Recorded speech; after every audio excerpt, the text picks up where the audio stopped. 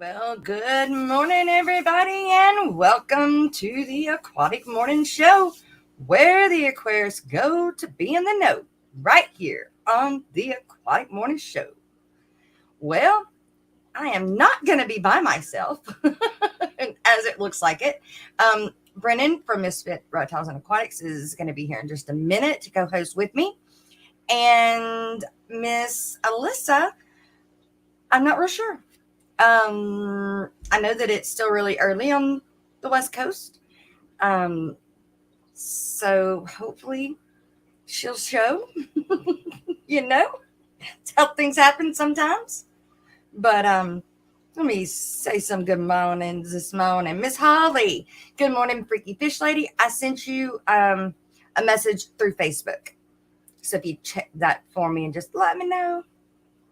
Eduardo, once again here but lurking. Text me if I win the chance to breathe. Well, I hope you do. Miss Lori, good morning, Miss Lori. Miss Lori is the coffee cup sponsor for today, even though I have the Amazon Research Center's coffee mug. I'll tell y'all why I'm so scatterbrained this morning in a minute, but let's see. And there's Brennan and Chet, Miss Reptiles and Aquatics. Do I need to resend you the link? Victoria Lee Creates and Jennifer Weaver. Good morning, ladies. How are you? And we have Jay Oliver. Good morning, Jay. We're trying to stay healthy and doing well. Snoochie Booch. Morning. Dreamweaver Aquatics. Good to see you this morning. Matt. Liquid Zoo Only Fins.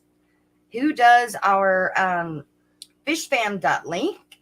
So if you need to know anything about the Fish Fam, you go to fishfam.link and it is there, which I did not check the birthdays today. I need to do that. I need to see if we have any birthdays. Geek Boy, hey, good to see you. And the Nano Aquarium guy. Good morning, gentlemen. Dennis Christensen. And Miss Dee Dee does it better. Hello. To all. Miss Dee Dee does that way better than me. Good morning, Brickley Bell. Sister in Louisiana. With Miss Jenna P. Eric Wyrock. Miss Kelly Foreman, how are you this morning?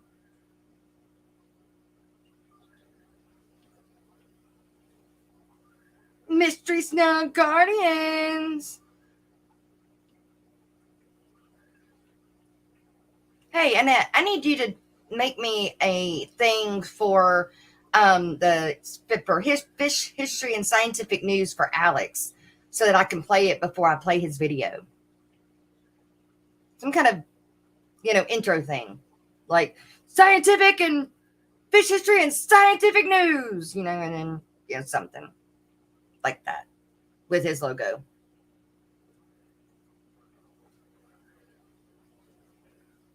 Brooklyn Bell saying good morning to everybody. And Bunny Viper, a big hello across the board to everyone. I love you all. Be lurking. You look very nice, Jess. Oh, thank you. I try.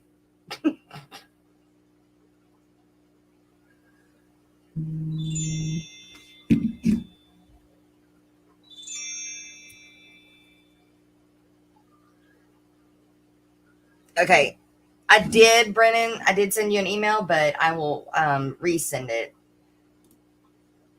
Ladies and gentlemen, give me one moment, please.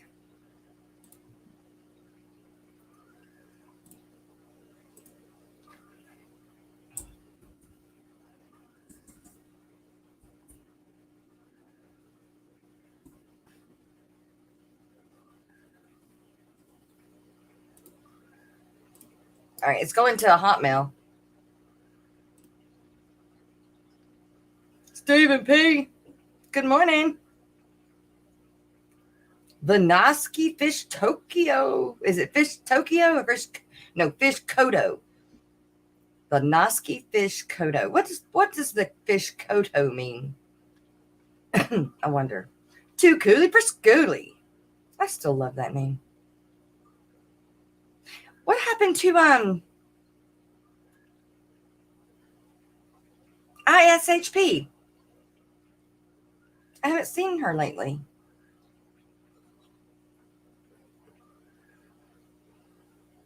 $3G, good morning, Greg. Ben Backstrom. Good morning, everyone. As usual, I'm working and lurking, but I'm listening. All right, great.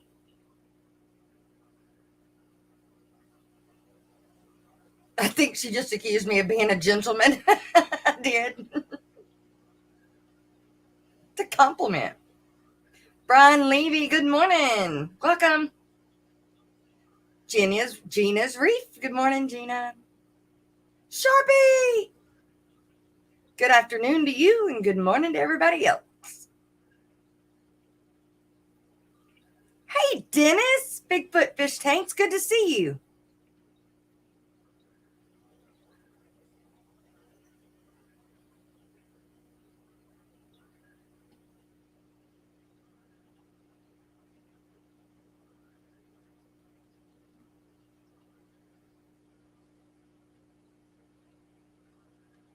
Oh, wait, my chat. Okay, I'll put it there. All right, I'm putting the link in chat for Brendan, you guys.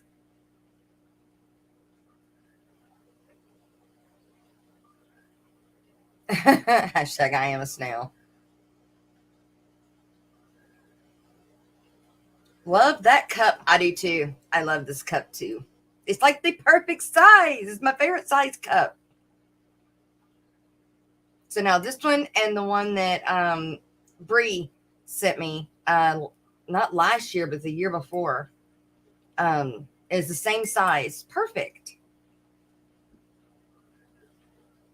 Crypt Keeper Aquatics, good morning. Miss Dee Dee, good morning.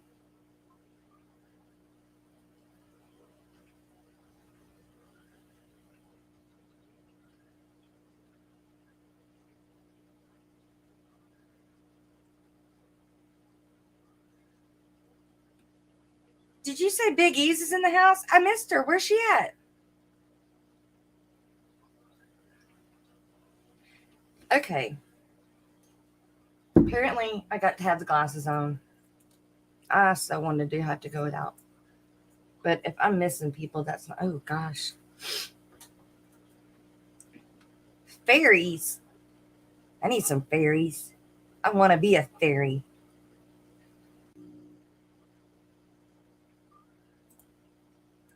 Here we go. Good morning, Brennan. Morning. Thank you so much for helping me out this morning. No problem. I actually had some free time this morning. So. Well, that worked out. And I'm not real sure where our guest is. Right. Maybe she got scared. I would hope not. Not of me. Being up with Oscar, I would assume not. I know, right? And by the way, hello to everybody who said hello to me. I didn't really have time to say hello real quick. So, hey. There's Biggies. Okay. Y'all seen it before me. Okay. And there's Degenerate. And okay, Indeed in Anita Dab. Is that how you say that? Anita Dab. Well, good morning.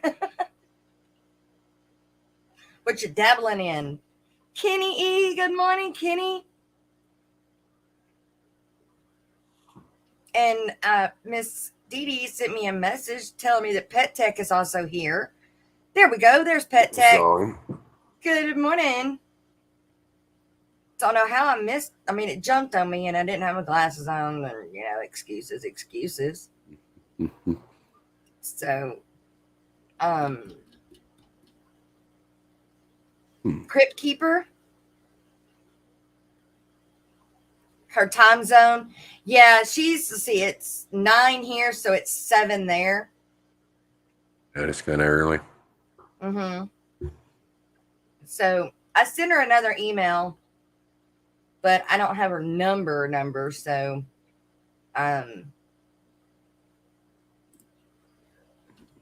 but she hadn't replied to the email either, which if she was awake, I think she would have done that already. So Right. what, Rico, Stan, good morning, and what in the heck are you talking about? Oh, who knows? Who knows? What the heck? Nice sunny day in Ohio. Oh my goodness. Yeah, it's like You know what? 65 and sunny here. I tell you what, we'll go ahead and do that. Let's just go ahead and go there with the shipping weather report. So again, I'm not doing it the way that I want to do it yet, but and I don't know who it was yesterday that sent me to this place. Melvin Reef, good morning. Can you get a fish fam? Amen. Yes, you can. And Tank Club Radio 96 USA 888. Okay, Melvin, where do you go to listen to that? I don't understand how you listen to it. So you'll have to clue me in on that. I don't know how you go and listen to it. Where you go to? So the WPC short range forecast. It's supposed to play for me. Let's see. Yeah, there it goes. Okay. We down here in the South, Texas, Louisiana, Oklahoma, Arkansas, Georgia, Florida, Mississippi, Arkansas, Oklahoma. What state is that? That state. You guys, all of us down here in the southeast corner of the United States are fixing to get hit with some really bad weather starting today. We started having some really bad storms last night, and it's just going to keep coming and keep getting worse and worse and worse behind this low pressure line right there. But they're calling it something else, this line right here, a dry line. That's right. This line right here is called a dry line, and that's the front line. But y'all still got snow up north. So shipping, if you're shipping from the south to the north, west, up into Washington, Oklahoma, into the Dakotas, up there, you're going to need a heat pack, which makes it really difficult because it's warm here. And then you turn around and how long is it going to stay warm before it actually starts cooling off? So I really worry about them cooking before they ever get to the place where it cools off. But that's some of the chances that we take. But hey, if you're shipping from south or north to south, you're good to go. And if you're on the East Coast shipping south, I wouldn't use a heat pack at all. In fact, it depends because like one day it'll be 65 here and the next day it'll be 15. So it's really hard to tell up here. Me personally, I will not ship until it's hitting 60s for a week straight. Yeah. Well, and I was really surprised when I went to UPS yesterday to ship. The one that takes the longest is shipping to Hippie John. Really? Yep, that one is going to take until Thursday. And now Hippie John lives in Wisconsin. So I did put a heat pack in that one. I put a 120-hour heat pack in that one. Made sure that there was a lot of water. So just in case they did get warm while they were down here, there would be enough, hopefully, oxygen in the bag still to be able to handle it. Right. Did go out last night. So they left Louisiana last night. They're on their way. Yeah, and that's what I told them. I was like, y'all, this package has got to go. It cannot stay here tonight. It's got to go. It's got to be on the road. It's got to go. I've got to ship John some soil supplement for a dirted tank. Well, I sent him the pea puffers, the 7 pea puffers I had. Yeah. So speaking of pea puffers, I woke up this morning and for of the other, 4 of the 5 ate the one, and it pissed me off so bad. I was so upset because the one that ate had like these really weird little spottings on. He's my favorite little guy. He come right up to me. So sad. That happened. I had 8, and so I know that they got one of them. But the rest of them were doing really good. Oh, my fish tanks and aquatics. That's, you sent me this. That's right. I really like it. Thank you. 1 second here. My daughter. Good morning, little lady. I'm just talking to friends. What are you doing? Right.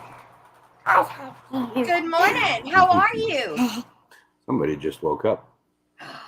Have you got some chocolate milk to eat this morning? How are you? How are you? I'm good. How are you? What are you doing? We're talking about the weather. Right talking now. About the weather? Yeah, talking about the weather. Yeah. We're shipping fish. Shipping out fish? Yeah, we're putting fish in the mailbox. Yep. Mailbox? Uh-huh. He likes mailing to you. Do what?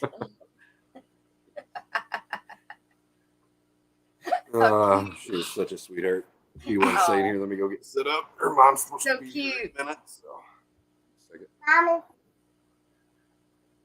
Okay, Melvin said that his radio show is his live stream. Okay. Rico had said they got the low 30s coming up, but the highs of the 60s and 70s. Yeah.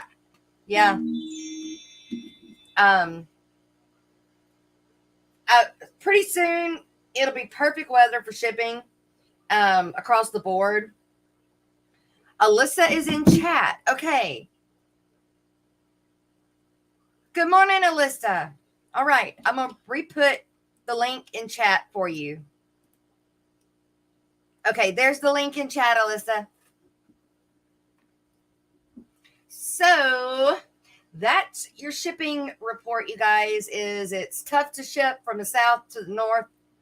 It's not as hard to ship from the north to the south, but our weather is still crazy for shipping, so you may not want to. You may want to wait and a few more weeks.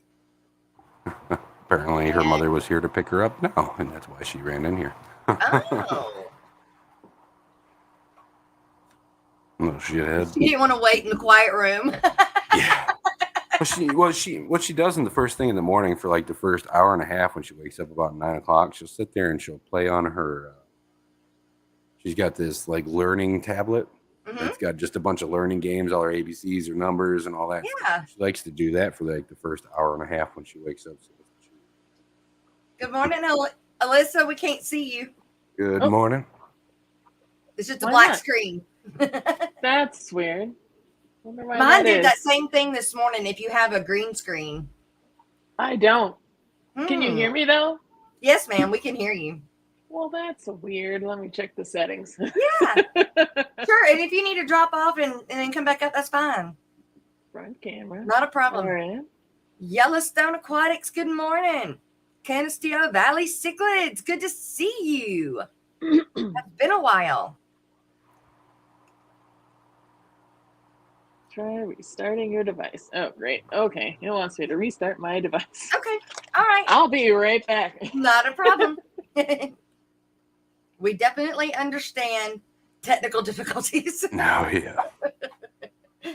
Definitely. Yeah, Jay agrees that shipping is tricky right now. To add the heat pack or not to add the heat pack exactly is the question. That's it. The only one I put a heat pack in was Hippie John's. And it depends on the fish. You know, pea puffers don't need to get cold. They can handle some heat. So at the same time, like they make different heat packs that put out different temperatures. So if you need one that doesn't put out very much heat, you can put one that doesn't put out much heat. I got,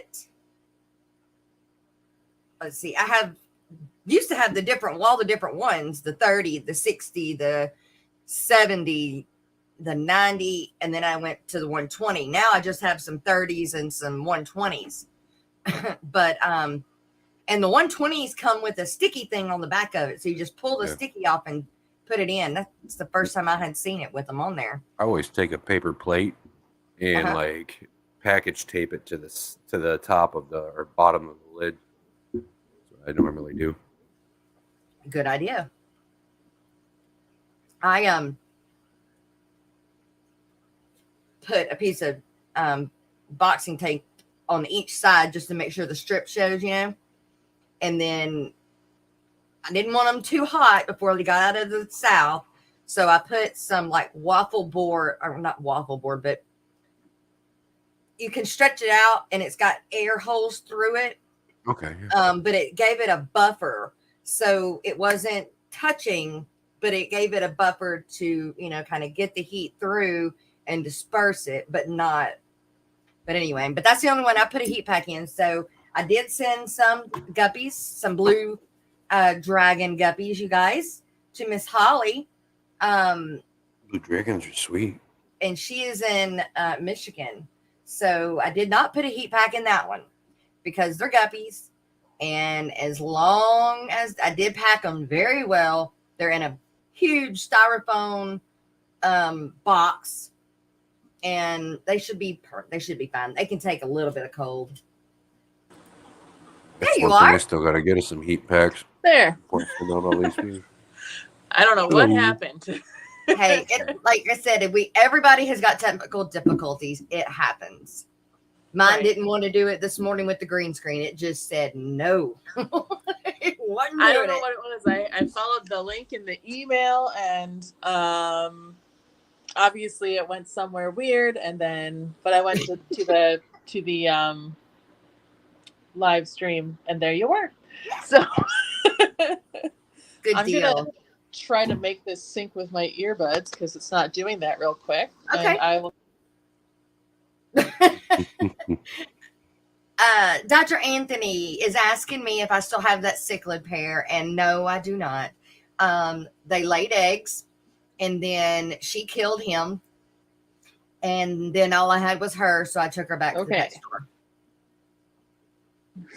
There we go. That should be better.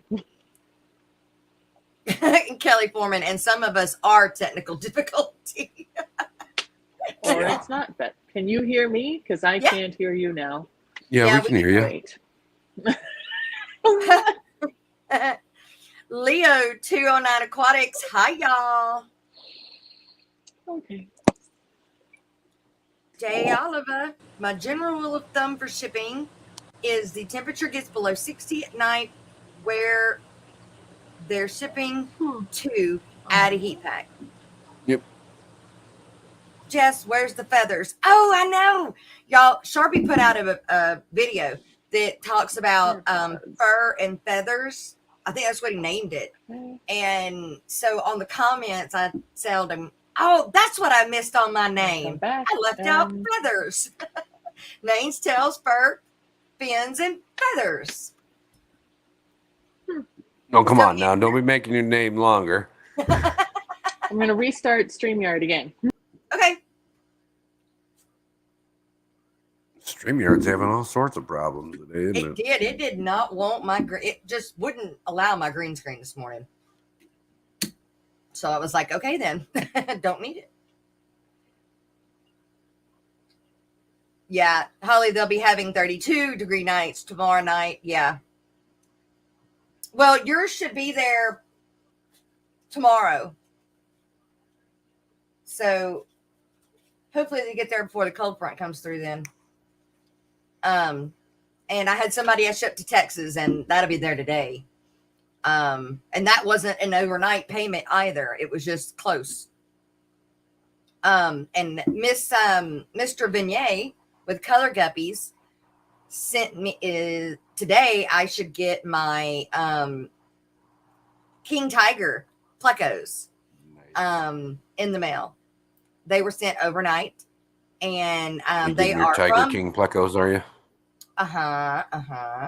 These I've supposed to been getting for a year though. So what happened is Fishy Mon gave them to me out of the first litter or whatever he had out of those, right?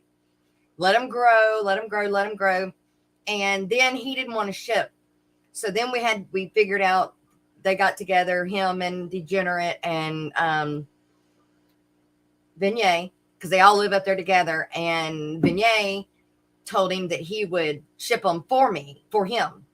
And then winter hit and everything else hit. And so with him, and I was just like, look, it's okay. If you have the room, you know, and you don't mind, just, we'll wait. I'm patient. We'll wait. Right. Can you hear us now? I can hear you. Can you hear me? Yes, Yep. we can hear you. Oh, thank goodness. And I can see you and you can see me. That's right. Oh, wow. Technology. It's amazing, folks. Isn't it? Okay. I know it. It's like we got to have it, but dadgummit. Sometimes they just don't like us. Right. Oh, the robots. Well, welcome, Miss Alyssa, to the Aquatic Morning Show. Thank you. Thanks for having me.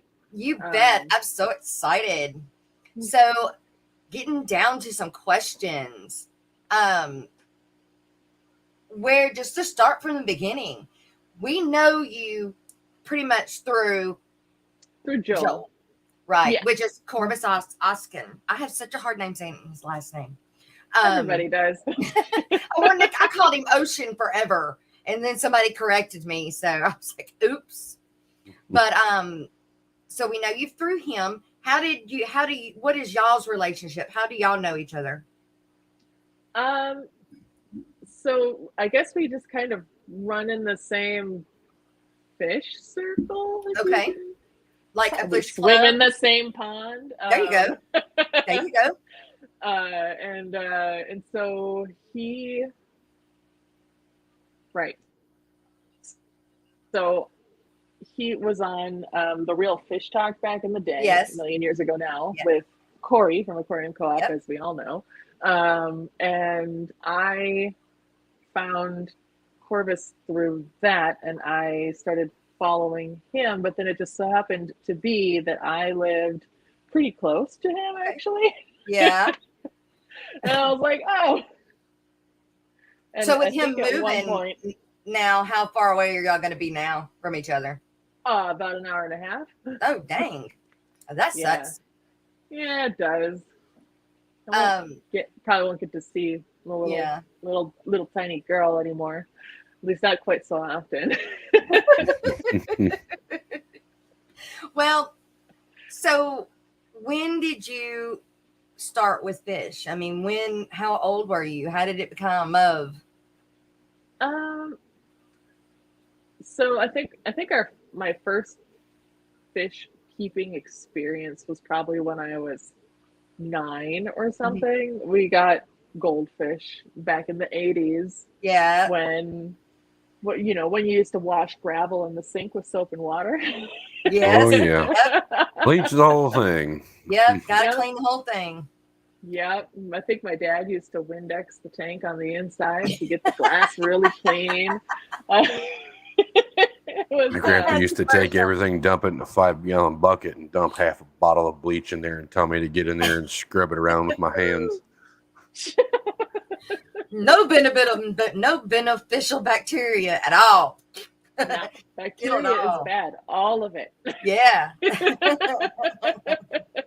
did the same thing. We think we had like a 30-gallon, and we'd pick that sucker up, put the fish in a bowl, and pick it up and go outside with it, rinse it all out, rinse the gravel out, and carry it back inside and start over again. Steven said, don't forget to scrub your fish too. Yeah. Oh, yeah. Don't forget to scrub your fish. Yeah. And at that time, I don't think I even put water conditioner in. Didn't know about it, so didn't do it. Most we people had didn't. We had some that kind of that drops. old Tetra, the old Tetra drops. I don't know what they were. I was a kid. I just knew that we had Tetra drops have been around for 30 years. Do they still even put it out? Because I've never heard of it. Really? Tetra Safe. Okay. Safe Start stuff. Okay. Wow. We've got Oink Master Supreme Forever in chat. Good morning. And of course, as always, James McCoy says Gracie needs her hot dog. Gracie's been bad this morning. She tried to eat the guy I needed to sign some paperwork for. Leo 209 Aquatics. Okay, so 9 years old. Rinsing out the tank. Rinsing them out, scrubbing it right down with all the chemicals and stuff. It was, I don't know how those fish survived. I know. Mine didn't survive for long, and then I go buy another one. Oh yeah, well yeah. Until you get tired of it. The 25-cent goldfish, and ours were just in a 10-gallon tank too. So it was an experience. At some point we decided to just stop doing that, but and then when I moved out into my very first by myself apartment, like no roommates, my sister decided that I was going to be lonely, and so she surprised me with a betta in a cup.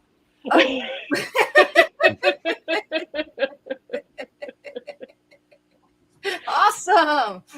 Yeah.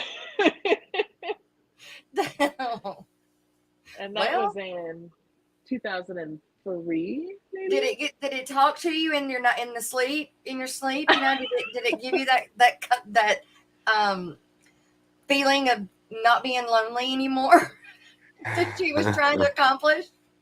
No, I mean, I used to say good morning to him and stuff. It was at the time, you know, I kept him in like a jar. Yeah. And the warm spot in the apartment was on top of the fridge, so he just lived up there. Okay. But it was a low fridge, so to me, the fridge was here. So he was like face height to me.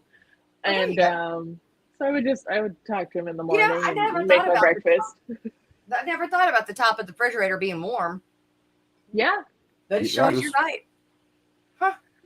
I think it's less common now because refrigerators are probably better insulated and, you know, energy star appliances and that kind of thing. But this was an old fridge, and things were definitely warmer on top of it.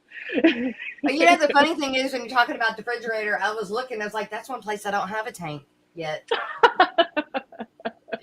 That's a lot of space right there I could use.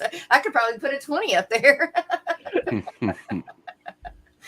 Oinkmaster Supreme said that it's no wonder nobody's fish survived in the 80s with the underground filters.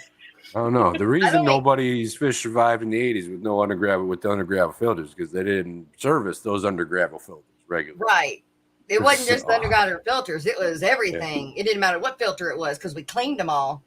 We got rid of all the bacteria. All right, so we got the betta.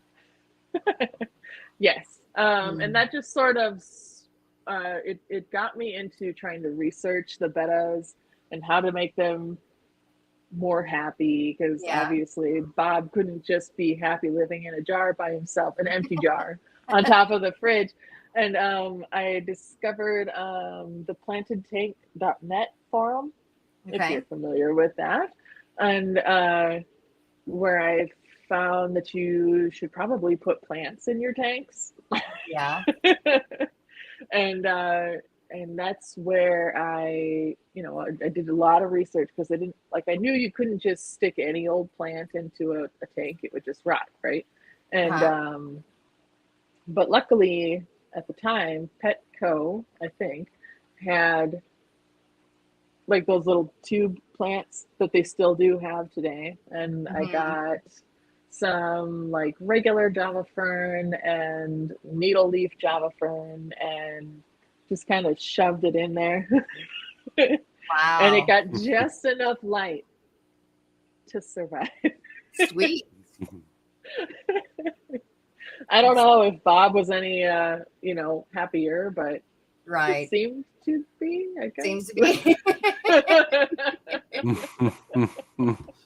So after the betta, what came next? After the betta, I moved from Minneapolis, where I lived, to Seattle. Okay. And there's a much more robust fish economy here that I knew of. I didn't know of one in Minneapolis, but I was able to find more here in Seattle. I guess I don't live in Seattle anymore. I live a little bit south, but in the Seattle area. Right. And I found out that a lot of the people in the plantedtank.net forum were actually in Seattle or from Seattle. Okay. Which I didn't realize, but people would be talking about going to some place called the Triple Door and like, oh, I serviced the 1,200 gallon tank in the Triple Door. And I was like, oh, that's the Triple Door right there. I'm going to go in. There's the tank. Oh, wow. And so I ended up discovering the local fish stores in the area, and that sparked me to be interested in other fish other than the bettas. And for the longest time, I was like, no goldfish. Yeah. I've been doing it my whole life, and I'm still the same way. I can't do goldfish. It drives me freaking bonkers. Yeah, they are. They're bumbly, weird little things. But I bred angelfish for a little while, and sold the babies back to stores, which was fun. Wow. And then I got, what was it, L114 Pleco, the Psittacanthus leopardus, or the leopard cactus Pleco, whatever you want to call it. Isn't that the leopard? Casual Yeah. name. Common name. Yeah. And he was gorgeous, but I didn't really know anything about him. I had bought him from this shop in the International District that sold him to me for like $3. You lucky dog. Which is He didn't know what he had. Cheap, but he didn't know what he had, or he didn't care. Yeah. I thought he was a particularly nice looking common Pleco. Yeah.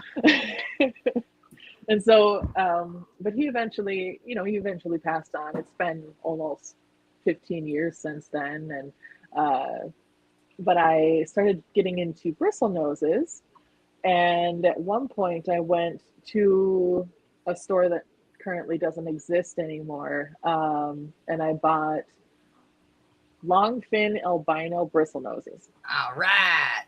Got a whole bunch of them right here. Yep. Which I didn't realize at the time, but as they grew up, I noticed that they didn't have the little subtle pattern that the long fin albinos have. And so I just kind of was like, what the heck what are these fish? Right. You know? And so that led me on this weird path of, well, not weird, but a path of discovery, just trying to figure out what they were. I kept one of the original ones that I had purchased, and I ended up breeding him to a regular albino female, and I got a whole bunch of long fin albino with the pattern bristle noses. And so I was like, okay, none of them actually look like the dad though, so that's weird. Right. And I then bred him with short fin brown bristle noses, and I got albino and brown long fin, just all long fin, which was cool. I love long fins. Yes. And then I was like, well, okay, so everything that I breed to this guy is just like the same pattern, but long fin at that point. And so I started breeding him I bred him to a super red short fin female, but that just gave me a bunch of brown long fin bristle noses, which I was like, okay, well that didn't work. Yeah. And over. Yeah, and the basic genetics or the default genetics of it, and then I had a lemon blue eye, so I thought these guys look pretty similar, but that turned out all brown as well. Dang. And I was pretty shocked. Yeah. But then just at random, I had these green dragons, and the male had passed on for some reason, and the female was sitting there full of eggs. And I was like, well, we'll see what happens. And so I put the albino longfin male that I had Okay. with the green dragon female. Okay. And what came out was green dragons. Oh, wow. And at that point, I was like, so is he an albino green dragon? It Right. turns out, yes. Oh, wow. That's crazy. I don't think I've ever seen an albino green dragon. No. So I contacted Greg Sage because he's Uh-huh. the guy behind them, and he's like, Right. "Oh yeah, there's albino green dragons. That's a thing." And so now, if you go onto his page, Select Aquatics, he's selling them, Oh, albino green dragons. I think as short fins. okay. Wow. And so, yeah, and it's just kind of doing that sort of led me down this crazy path. So Yeah. now I've got super reds and calico And so that is your kind of niche. Your specialty is plecos. yes. Do you have any other fish other than the plecos? Yes. I also have a couple of lines of endlers that I work on. Okay. Which they came up out of as culls in my just like random group, and I just decided to start making them happen because I just liked the way that they appeared. Uh-huh. And other than that, shrimp. And Mahachiensis bettas. Okay. I keep trying to breed my Chinoides bettas, but the male They just can keeps live together. swallowing. Oh, yeah. They Yes. can live together, though. Those two separate pairs of bettas are not like the splendens. They're the wild types, right? Right. Yeah. In fact, it was pretty crazy. I decided I needed to breed the Mahachiensis bettas again because they'd been living in a crazy tank full of endlers that were just preventing any babies from happening. Oh, And wow. so I pulled a pair out, and I put them in a 10-gallon tank full of guppy grass and with oregonite for the substrate because they like hard water. And I just kept putting in baby brine shrimp. Just like, okay, one of these days you guys are going to breed. Yeah. One of these days you're going to breed. And then literally yesterday, I walked in and I looked in the tank and I'm like, well, who the heck are you? And there's this fish, like about a centimeter long betta is in there, just like hanging out with the mom, eating food. And I'm like, Nice. okay, so y'all have been just doing Right? your betta embrace this whole time. Yeah.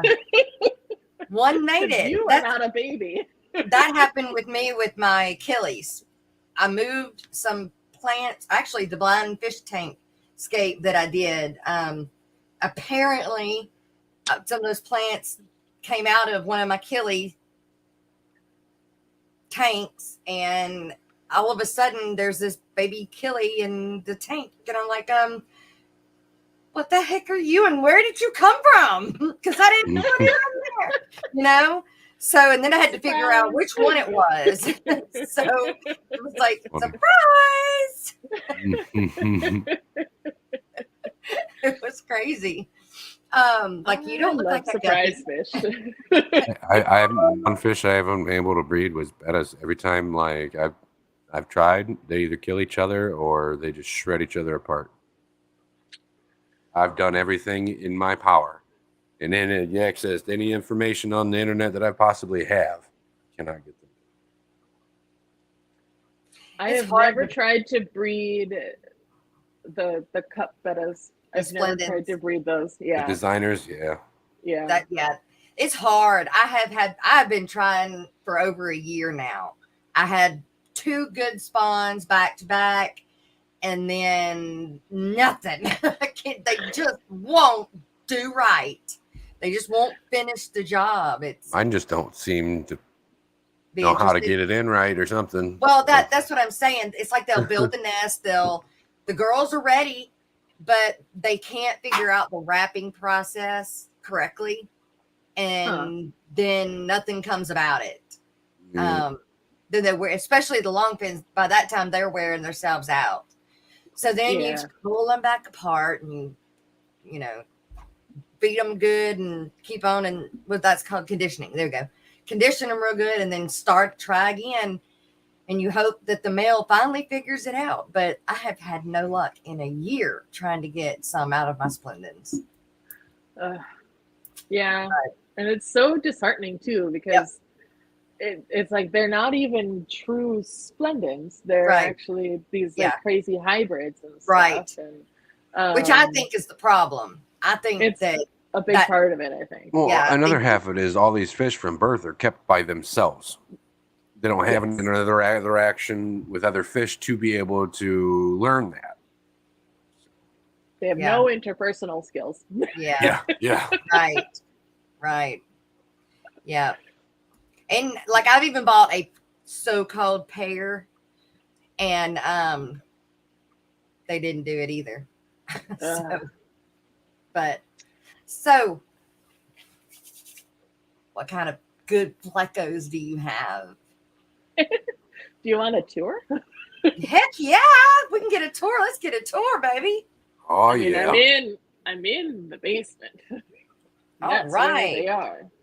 But I'm going to flip the camera around so we're not trying to do this, because as we know, that's a little weird. Oh, nope. Settings. Glass Box Hero, good morning. Wesley's Fish Club, good morning. Oh, hey, Wesley. Yeah, he says he's living in Europe. Yeah, he's it's what, like 3 or 4 p.m. there. Right. Well, welcome to the morning show. So here we have some super reds. As we can see, she's very fat. Oh, she's a big girl. Yeah. Wow, those are gorgeous. Thank you. It looks like my calicos are hiding at the moment, so we will just leave them off camera. I know the color through the camera kind of changes their color, but they look almost gold. They did. Yeah, they look like a deep gold. Pretty bright. Yeah. Let's see. So here we have L183s. Wow, look at them fins. Yeah. I got these off of a local friend. Why am I not there? Duh. Blow it up. There we go. Nice mosh pit. There we go. Yeah. Ooh. I love the white ridges down his fins. Yeah. Yeah, they're really sweet. They're in the middle of a mob of some of the endlers that I've been casually. Those white and orange endlers are gorgeous. Aren't they? That's what I was going to say. I would love some of them. Those are neat. Yeah, they are. I need to put them in a smaller tank so that I can cull a little bit more easily. Yeah. But other than that, like I've never seen endlers like that color. That's because I made them. There you go. I want some of Miss Alyssa Bentley's endlers. Do you have a name for those endlers? I call them orange creamsicle endlers. All right. Good name. And so, Paul Sotero, welcome. Good morning. Here we have a bunch of L144 lemon blue eyes. And one of my snows. Snow whites are so gorgeous. Yeah. Waiting for people to start producing longfin albino snow white blue eyes. You want them albino too? Well, no, I mean not necessarily albino, but longfin. Oh, just the longfin snows. So the white ones are, they're leucistic. These are snow whites. Okay. They are leucistic. They are actually the same breed as the lemons. So if you breed them together, they make lemons. Okay. Yeah. In fact, I know that for a fact because these guys, their dad is a snow white. Okay. And their mom is a lemon. Snow whites are like the smallest, right? Oh, did she freeze or did I freeze? Not too sure. Yeah. But these guys. There we go. These are my other line of endlers.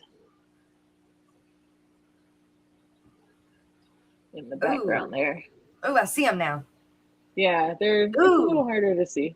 Whoops. Yeah, they don't be still.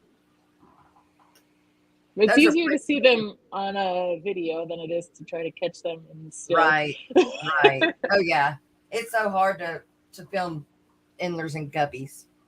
Yeah. They're like, what? You want to do what? Exactly.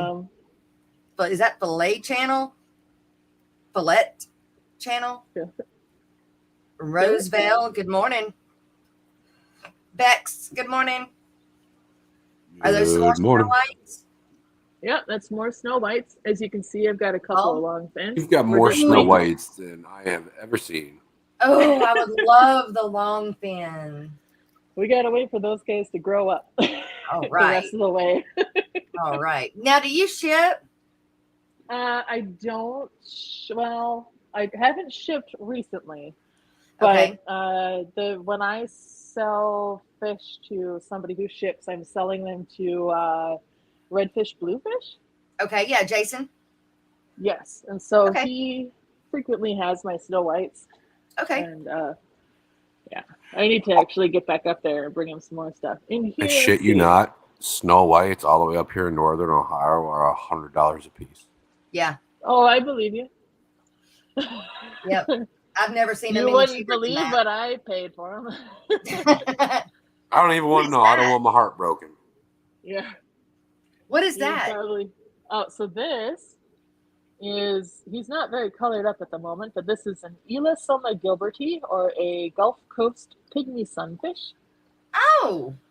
He is a wild type that you can find in the creeks of Florida, Waukesha Springs or Waukesha Springs. Yeah. Is he about an inch and a half? He is about, well, he's about maybe an inch. Right on. He's the tiniest little dude. If he would sit next to one of these shrimp, you would see. Yeah, he doesn't go after the shrimp at all? These shrimp here are culls. Okay. And so they make babies, and he will eat the babies. But he's too small for the adults. Now you only have one? No, I have a few in here. Okay. They're little. Yeah, they're really small, and they hide really well. And, yeah. So. And then I got very nice planted tanks. Yeah, thank you. I like how simplistic. Yeah. Thank you. Yeah, I like plants, but I also am not like a aquascaper person. So these are tequila goodieads, or Zugoneticus tequilas, or split fin goodieads, or whatever you want to call them. It's actually a really hard to find species. For me, anyways. I think that wild type? Yes. Okay. They are. Really like your 3.0s, don't you? Yeah, they work really well. They do. What's a 3.0? What are you talking about? The Fluval 3.0 planted light. Oh, okay. Yeah. To turn on some lights in. Here's green dragons. We're going to try to not scare them too bad. As you can see, I've got a yellow one in the back. That is a albino green dragon. Wow. That's pretty dang cool. He is the grandson of my original one. Oh. I may be wrong. He's one of my, but I have been hearing people starting to produce albino like tigers and frog plecos and stuff like that. Real nice. Oh, yes. I've been hunting for some albino king tigers. Big Tank Hank, good morning. I saw some on Aquabid, but they didn't come with photos, and so I don't really trust it. Right. So this. Wow. Look at the bristles on that dude. Oh, man. This guy is ancestor species Rio Ucayali. Wow. He's a big, chunker. No, the shrimp just chilling on him. Yeah, the shrimp are just chilling on him. Yeah, Dr. Anthony, I too have, I don't have a pair anymore, but I have a male wild green dragon from Peru. Really? Kelly Foreman wants to know, Alyssa, if you're going to the Triple Crown. I am not going to the Triple Crown. I don't have it's not the right time for me to be traveling. Yeah. Unfortunately. And then Leo209 Aquatics says, how do you like your L183s? Oh, I love them. They just got some in the store that he was talking about, I guess.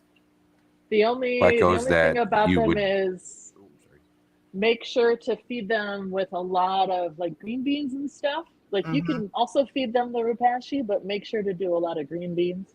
A bunch of babies. Yes. So these are L180s. Oh, I see that one on that big one. Ooh.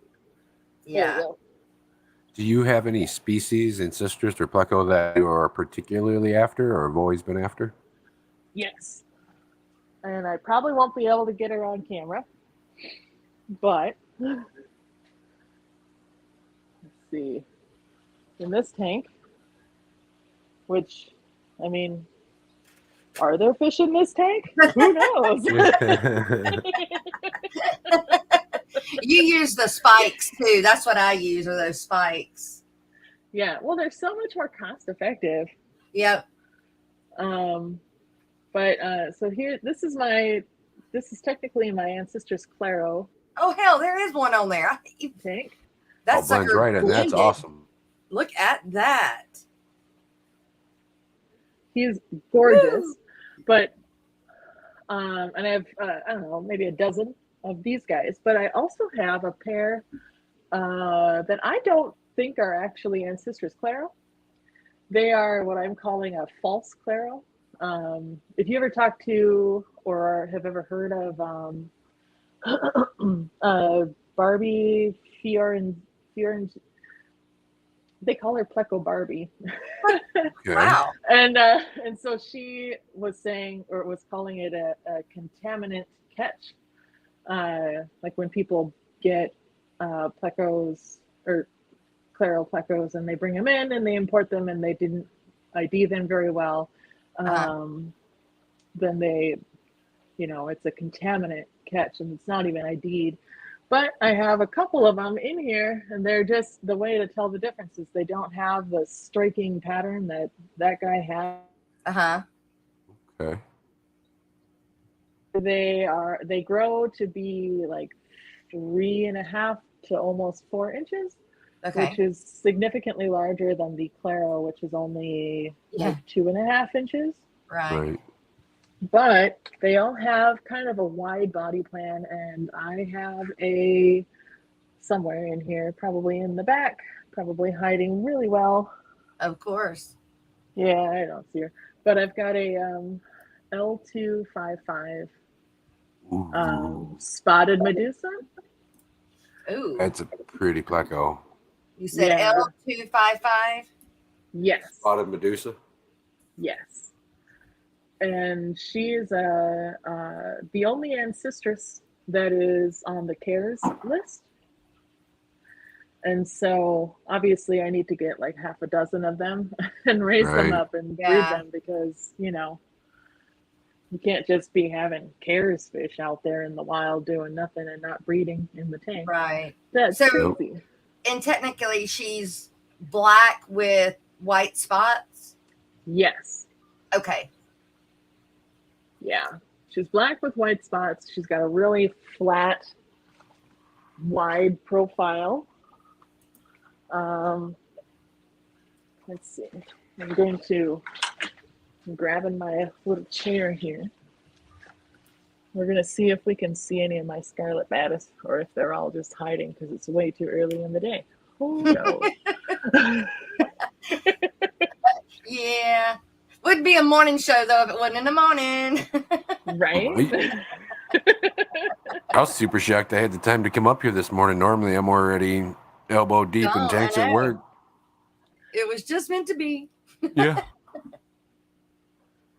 Wednesdays and Thursdays, though, I'm usually always free in the morning. So. Yeah. Well, that's always good. If you've got at least some point that's free in the morning. Yeah. Yeah. I own an aquarium maintenance, setup, and acquisitions business, and I'm the only employee, so it gets pretty hectic. So this is a female scarlet batis. She's very small, of course. But, oh, and she's hidden behind a leaf. Okay, we're looking real hard. I don't see it. Rico is asking or saying, Dennis still on Discord? I do miss hanging out with some of y'all there. Dennis? Yeah, he's still there.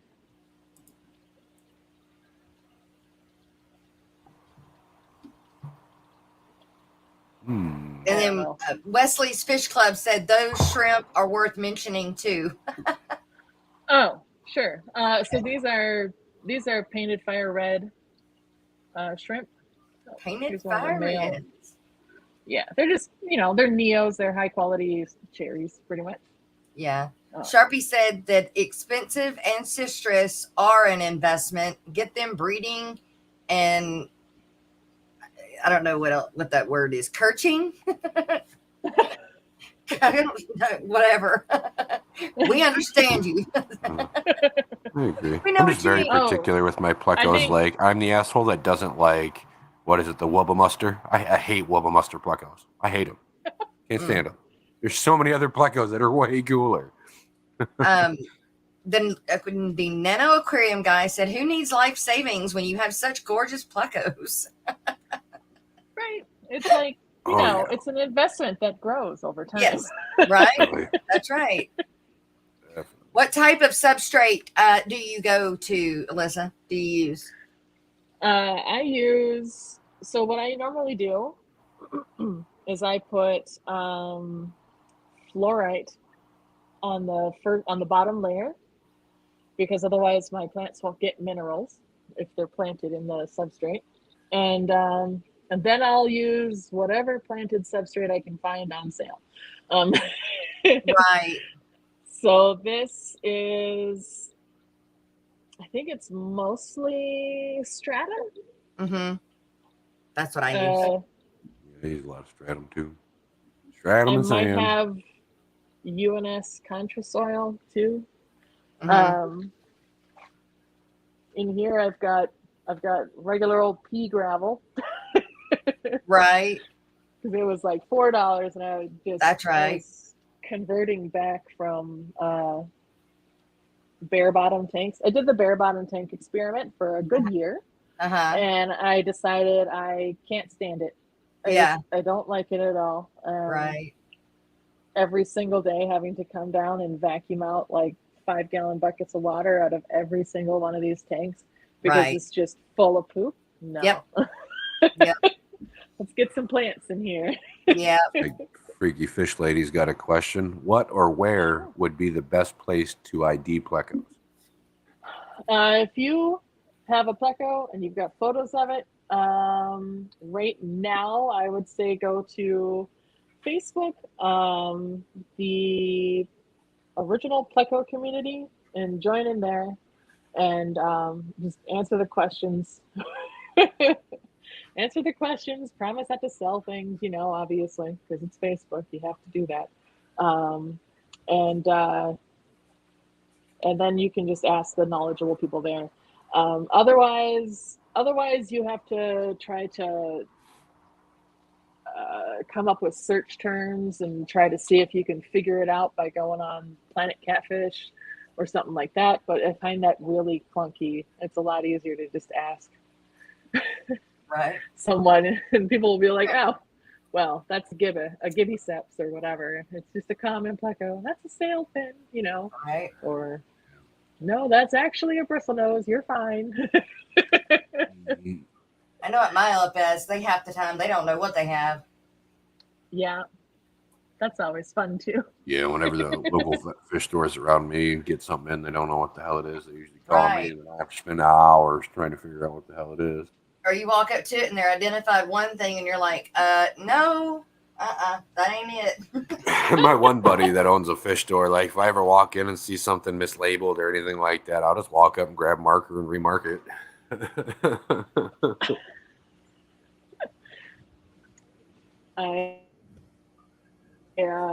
My favorite random thing that I found at a shop was actually at a Petco, and they had cherry shrimp listed for like $2 or something like that, but they weren't cherry; they were actually yellow, like just yellow shrimp.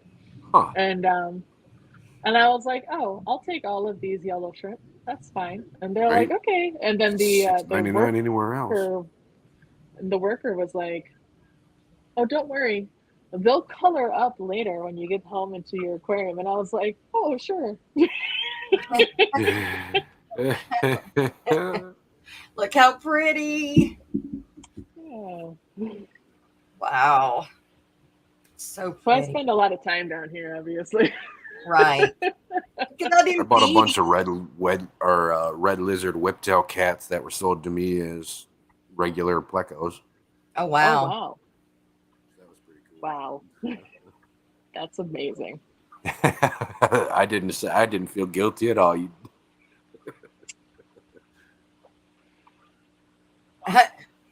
Miss Holly said, asking for a friend who just buys them because they're pretty. Good morning, Jenna. Morning, Jenna. Have a good day, Dr. Anthony. Good morning, Whips World. I mean, I used to just buy them because they were pretty. Well, I mean, yeah, I do. I still do. I can't lie. Right. But not to ever say since that smartphones, not on your, you're on your phone looking up what they need. Now, I did buy some crabs one time at a store, and come to find out they needed brackish water, and so I did take them back the next day. They had them in fresh water, and that's how they were selling them as fresh, but they really needed brackish. Yeah. And so I did take them back. Quite a few fish that are like that. Yeah, I took them back and informed them, y'all need to put this, these are not, they can, be in fresh water for a minute, but they really need the brackish water. Fish Trends is asking, do some bristlenose males have a reddish mark on their head? Yes, that is, in fact, a sign of maturity. It's a lot easier to see in a albino. To see in the dark to them all the time. You can see the red. It shows a sign of maturity in the male, that he's gone through puberty and he's now looking to have some fun times squeezing some females in tubes. Oh, I didn't know that. I thought it was because they were shoving their head so far down in the tube that they were getting a bobo. Oh, God.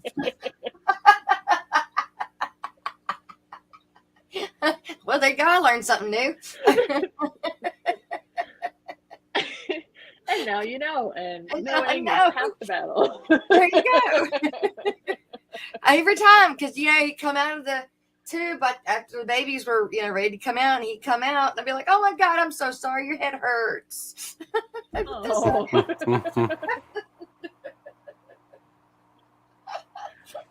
But I feel stupid. Aw, that's fine. I mean, I don't know how. I mean, anything else, if it's red, you think, oh, clearly it's injured, right? And so, especially because it's on my albino, so he's this big red mark on his head. But no, it makes perfect sense. Sorry about that, guys. My neck fell over. Oh no. Joseph Stanley laughing my butt off. Jess, I love you. I know, right? I mean, it's okay. Like if you have a long fin like this guy here. Yeah. they can actually damage their fins going into the tubes all the time. It was my original breeder. Like, he originally had fins just like this, and then after being in the tubes constantly, always, because he was very popular amongst the ladies, his fins would curl up. Okay. In like a circular shape. It was like they had been. It's like when people wear shoes that are too small all the time. Yes. Yes. Right. I just love those endlers. Thank you. They are amazing. I'm pretty happy with them. I just, there's obviously some that don't fit my standards. Right. Now, if you put them together in a tank, your good ones, would they breed true? Or are they still throwing whatever was made, how they got made? Every once in a while, I still get like I'll get like this guy.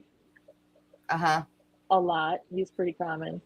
And he's then pretty cool too, though. He is cool, but he's just basically a scarlet endler. If you just look up scarlet endler, that's basically what he is. Okay. What I look for in an endler is the full color all the way down the tail, kind of like if this thing will focus. Right. Like this guy with the platinum body. Right. And no black. Yeah. And so it's just sort of a. They look like a koi guppy. Yeah, I could. Yeah. Yeah. I mean, just in endler shape. Like this guy here. He's cool. Yeah, I really like he's him. They're smaller. Yeah. And the thing that they do throw pretty frequently is I'll get these albino ones. Okay. Yeah. Which I think is cool, and I just need to get more tanks so I can separate them out. And what I did to get the other endlers going in the other tank that's over there is I ended up getting a female out and then letting her drop babies and then removing her immediately. Yeah. And then separating the babies out as soon as they started showing what sex they were, and that seems to help them breed really true. Yeah. So yeah, that's just that's a little project I need to do at some point soon. Yep. I would definitely like to get my hands on one of them one day, or some of them one day. I like them a lot. Yeah, they're really they stand out really well, and if you get direct sunlight on them, they look really amazing. Ooh, they may look good in a pond. I keep thinking that they would look good in a pond, and I do have a pond. They're just always so cold for them. Right. Yeah. They probably will shimmer in the sunlight. Yes. Yeah. They're very. Let me see if I can. There we go. Just move the light forward, and then we can see them a little bit better. Oh yeah. Oh yeah. Definitely. I like it. They're so cool. I've never seen white Pleco spikes. Oh yeah. I've seen black ones, but not white ones. If you look for the terracotta plant watering spikes and then just put white, you can find them. I think there's black too, but I haven't found black, but I would like to. Yeah, I swear I ran across some black ones not too long ago. But yeah, cool. Just, something random on Amazon. Yeah, right. Right. Who don't love Amazon? Right. So, what is your most like expensive Pleco? Oh, she froze again.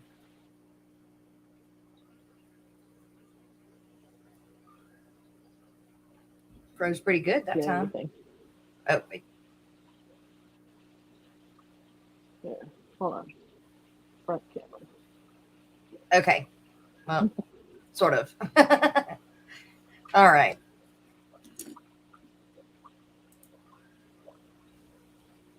Come on, get back.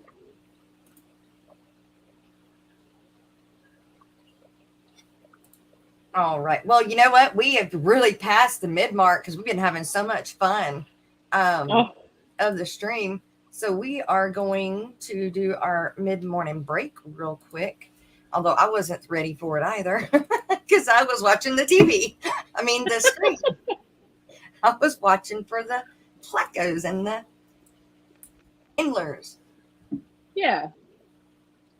So just a second. Get it straight here.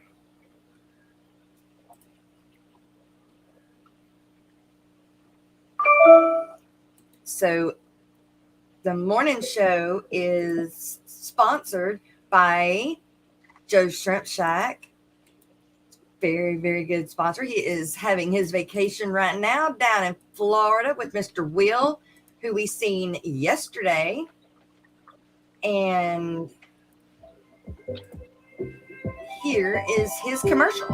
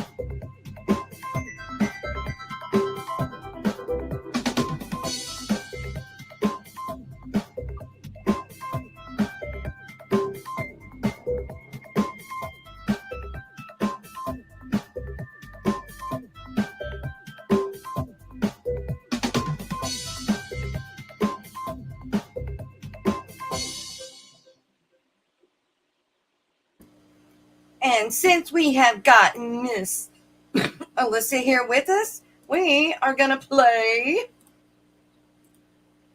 Mr. Pleco.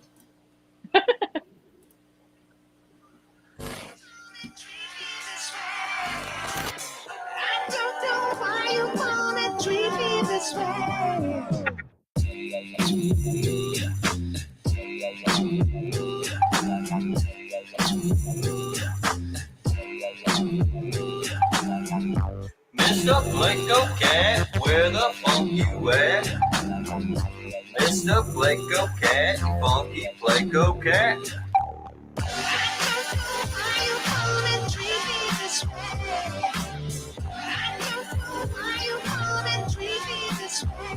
Mr. Pleco.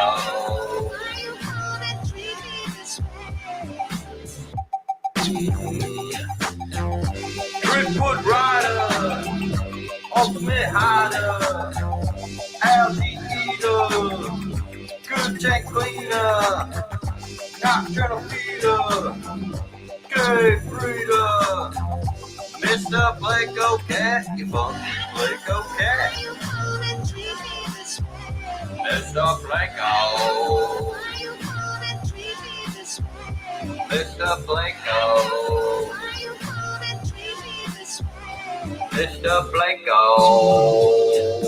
where the funk you at? Mr. Pleco, funky Pleco cat.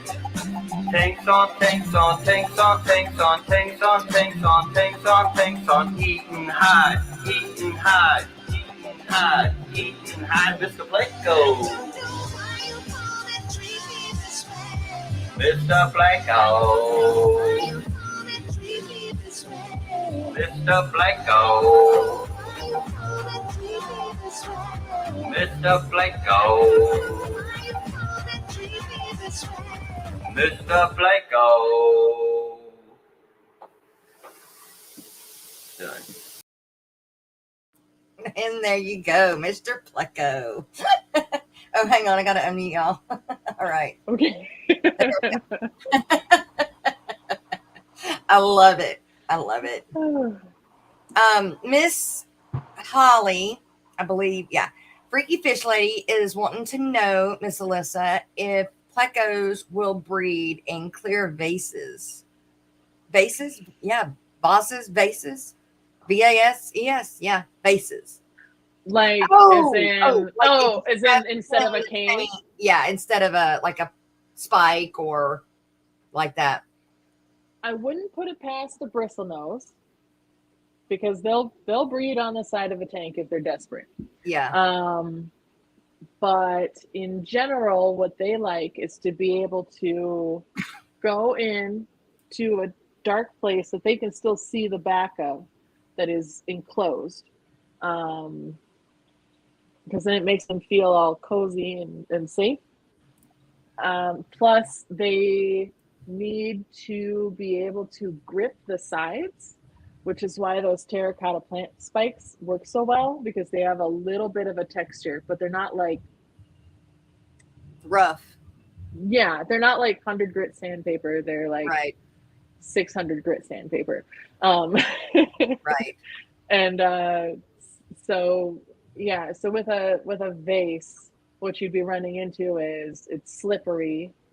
They won't be able to trap the female very well, and also they won't feel secure in there, and they can see, and also it'd be too easy for something like me to go in and just grab him by the tail and just yank him back out.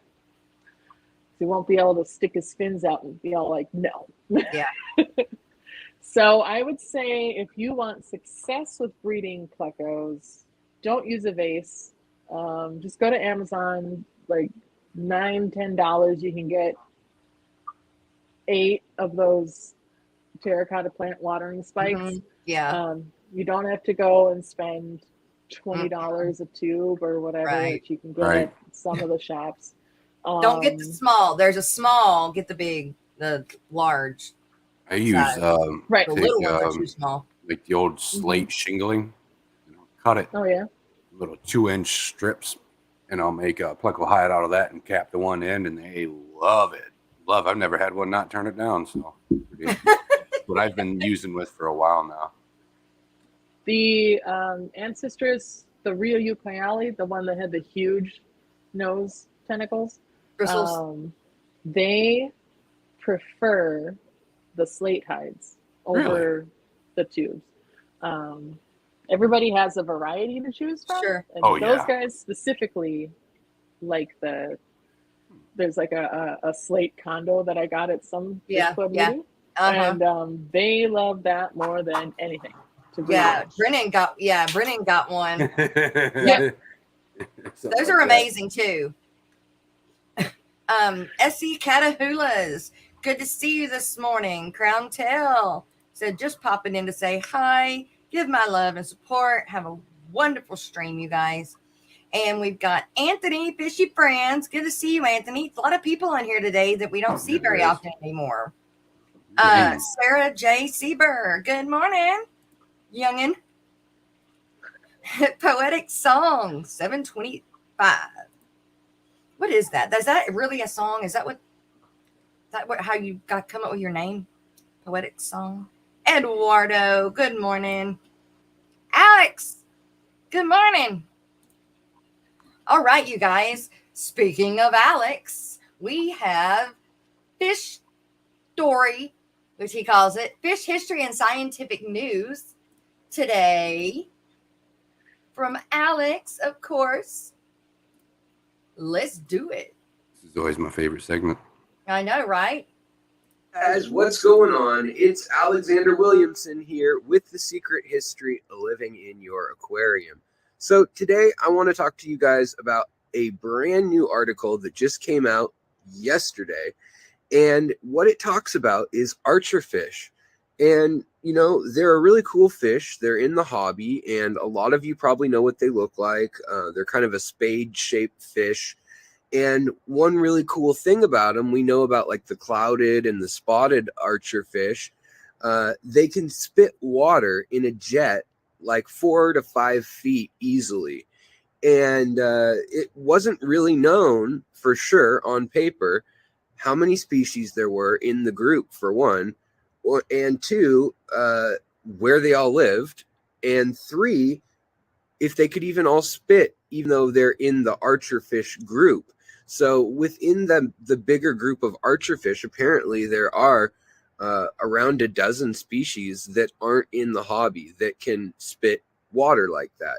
So evolutionary biologists at the University of Kansas did a study, and they looked, and for the first time, it seems weird that nobody had looked at this, but they looked and they found that they actually have a breathing tube that comes up the back of their throat, kind of like we have a sinus that's separate from our mouth, and they're able to channel water up that while they're breathing in their throat, which is kind of the reverse of what you'd think. And then they're able to then basically squirt. So it's kind of like us if we were able to blow our nose very accurately.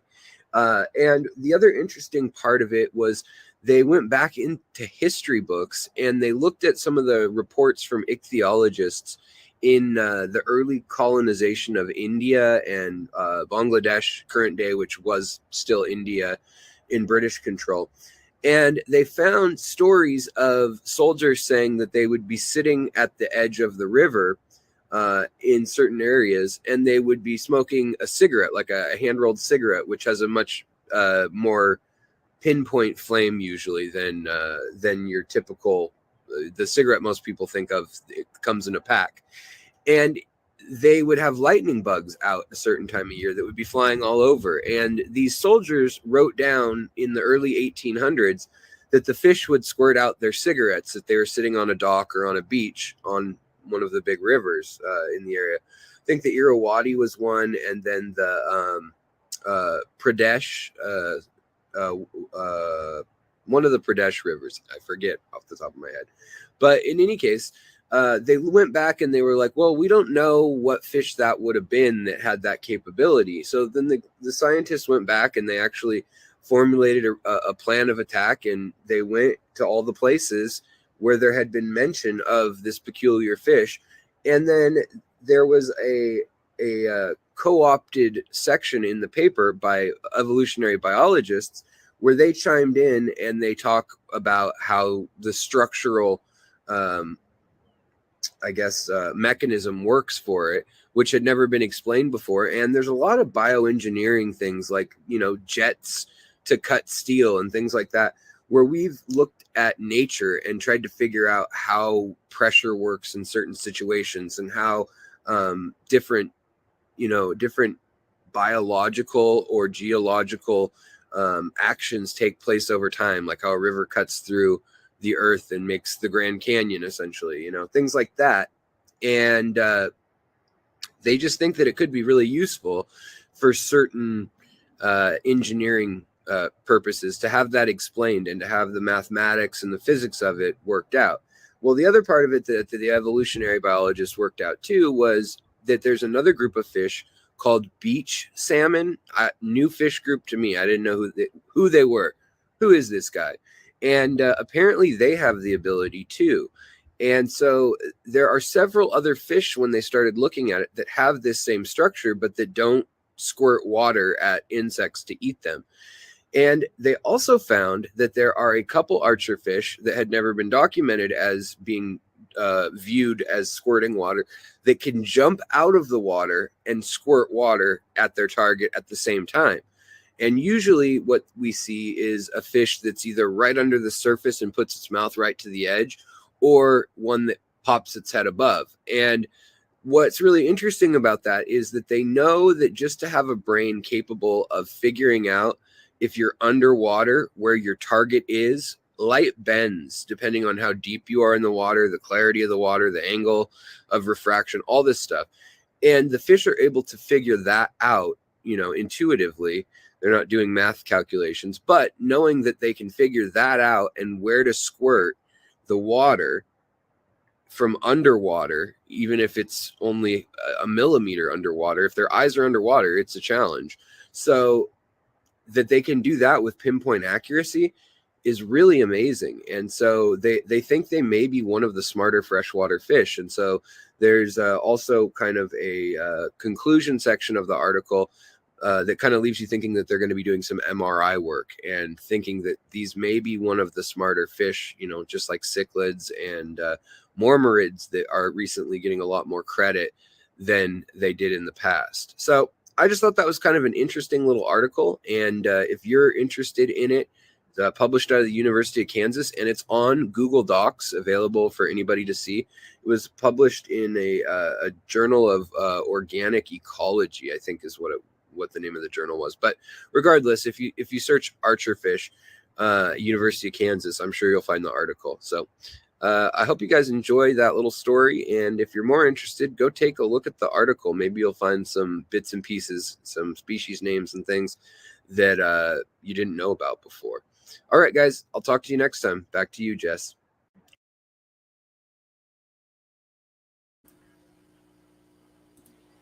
Good stuff. Yes, awesome stuff. We love you, Alex. Thank you so much for doing this for us. Amazing. So we did have another question. But Tease Fish Tanks, welcome. Good morning. Does anyone know how big clown plecos get? From Miss Sarah J. Sieber. They're pretty small. They're going to be about on par with your average bristlenose pleco, but like 4.5 to 5 inches be about the max with them. And the snow pleco is the smallest pleco? No. Or okay. Ancestress, well, I'm sure there's I've heard rumor of a pleco that's smaller, but the smallest relatively commonly available pleco in the hobby right now is the Ancestress claro, and they are about 2.5 inches when fully grown. That's actually really neat. I do have a question. I saw Daniken said something earlier that you're the president of the Portland Greater Aquarium Society. What? Daniken Aquatics earlier, I think he said he knew you as the president of an aquarium club. Nope, that's not me. No? I just figured I'd try to elaborate on it more. I didn't. Maybe that's what he's trying to make you do. No, so I'm in the Greater Seattle Aquarium Society, and I think the president of the Greater Seattle Aquarium Society at this point is Emily, and she is not me. I was just curious. No, that's okay. Daniken just is in Portland, or in the Portland Society, I think. And so we do run into each other now and then. I do go down to Portland relatively frequently. I mean, they do have the wet spot down there, so yeah, it's pretty nice. Fish Dream says that she's got some that are 3 to 4 inches and always hide. I don't remember which one we were talking about. Is that the clown plecos? Maybe. Because if that's the case, then that is very case typical for a clown pleco. Okay, now I'm going to share at hiding. This. Is that says that's the smallest pleco, but I mean, I don't know what it is actually. Oh, it's the L280 Hyperincestrus Van Dragati. The dwarf Okay. spiny Pleco. That is adorable. It is. Yeah. That is amazingly tiny, Watch it be like $400. right? Probably just very difficult to obtain. If it's that It's small, I would probably imagine. not $400 because You're it's just being a to be- smart ass. I'm just saying because it's black with spots, and there's a whole lot of black with spots. Now, if it Yeah. was black with stripes, that would be different. If it was black with spots and like white seams, then people would just mistake it for an immature L183 all the time. Yeah.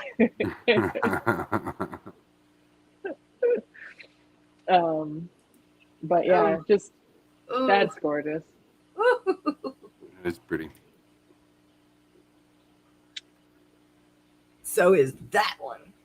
Ooh, I have one of those. Well, mine's an L177. He's got bigger spots. Yeah, this is a L018. Yeah, The golden nugget. it's the same Pretty species, fish. just a different catch location. Yeah.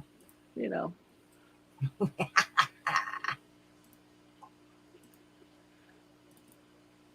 That's what I want. Oh, wait, go back. Go back. Yeah. I want that one. But it doesn't You know, say which one it is. I feel like that's A toy. well, I mean they're so gorgeous, and Yeah. people have such problems with them. Yeah. And I don't know, I've heard of a buddy of mine who maybe you've heard of, Bentley Pasco. Oh, yeah. You know Bentley. Yeah, and he I don't know, his story with the zebras is pretty darn tragic. Yeah. So yeah, I don't know. It's like one that I haven't tried yet, and I'm Yeah. just like, well, I mean, I've got the Snow Whites. Yeah. Yeah. They are definitely pretty. Mhm. They are gorgeous. That is true. There is like a reason for the price point. Uh-huh. Let's see. That's the 134. That's the leopard frog. Mm. Those guys are really popular right now. Yeah, they are. Because so I hot think right now. I think it's because they're easier than the zebra, and It they could look be. so familiar. You know, I mean, so close together. I think it might be that, and also there's an aspect like of that. like, ooh, shiny new. Yeah. Yeah. Whatever that. What is that one that you're showing now? I like that a lot. That one is. Oh man, it don't tell me what that one is. It just says 30 of the best images of plecos. It don't tell me the L number on that one. Well, Dang that's just rude. Isn't it? Wrong with them. Right. Just so you're aware, Jess, I do have to hop off here in about 10 minutes. Okay, all right. See, that one doesn't tell me it. It doesn't tell me that. Well, that's that says zebra pleco hyper ancestris F. See, like when it comes to all these striped, white and black and striped and polka dotted plecos, you can't ask me which, because I will never know. Right. Too Me many neither. of them. Too many of I'm just looking at the pictures, and it tells me or it don't tell me. them. Yep. Well, and now coming out of Asia, they're getting these hybrid striped plecos, and they're starting to breed them so that the black is smaller and smaller. So like the black stripe of the zebra is just smaller and smaller and smaller. Try to get them as white as possible. It's just is that a I think it's a snake head. Yeah, Yeah, it's like a that's- chana cat. yeah. What's Yeah, the I other don't know word? why I was in with the plecos. Catfish is a catfish is a catfish, I guess. And, you know, that's what I was going to ask. That even as small as we get with the plecos, that they are still in the catfish family. Oh yeah. So the catfish family is, I think I read this somewhere, and I'm hoping I'm correct again, but the catfish family, or the creatures that we can label as catfish, constitutes like the largest percentage of fish on the planet. And Yeah, there's bet. catfish everywhere. Yeah. So yeah, it's like they got to have some kind of barbels in their mouth structure, and there's some other aspects that make them a catfish technically. And of course we got like bullheads and stuff up here, and those are catfish, but they look nothing like plecos, obviously. Yeah. Nothing. And yeah, it's really interesting. Catfish are very interesting. Oh, and then there's Corys, obviously. Yep. Corys are also catfish? Yeah. Didn't know that. Yeah. In fact, that what you got there is a Trileniatus cory. And I know that because that is the one kind of cory that I have. Awesome. I got mine off of some eggs on some plants, and they just sort of hatched out. And then now I have cories. Yep. Nice. Sweet. I got an army of pygmy cories, and that's about it. Oh, nice. That's cool looking. Yeah. Synodontis petricola. Yep. Okay. That's what I thought. That's neat. It's got barbels.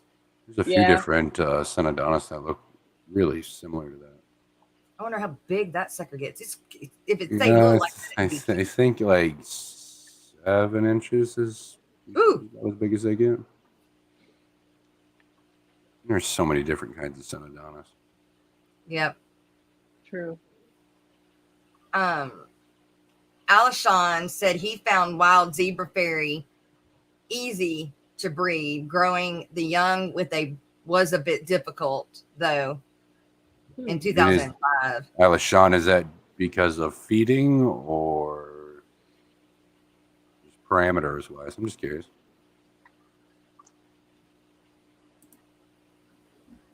I think they're amazing. I think I could go wild on them. There's not. I like the little ones. The little ones are I don't want no big ones, but I could definitely spend some money. If I had the money, I would spend some money on some little plecos. Right. And it's every once in a while I'll look through all my fish and I'll be like, none of my plecos have stripes. None. Not a single one. I will say my long fins, no markings, but my long fins have my albino baby long fins has some crazy markings starting to form. It's pretty neat. Nice.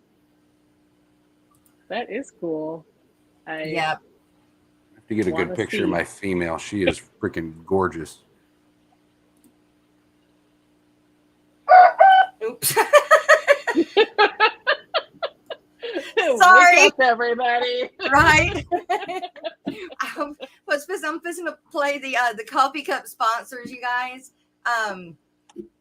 You can also be a coffee cup sponsor. This is what Miss Dee Dee does for me. I started playing it too fast. Before you play that, I'm gonna have to say my goodbyes real quick. Okay. I gotta get going around for work here, so I will see everybody later. Yes, thank you so much, Brennan. I appreciate it. No problem. Anytime. All right. Yeah. Have a good day, guys. Good to see you. Thank you. You too. All right. Now we'll finish listening to the cock-a-doodle-doo.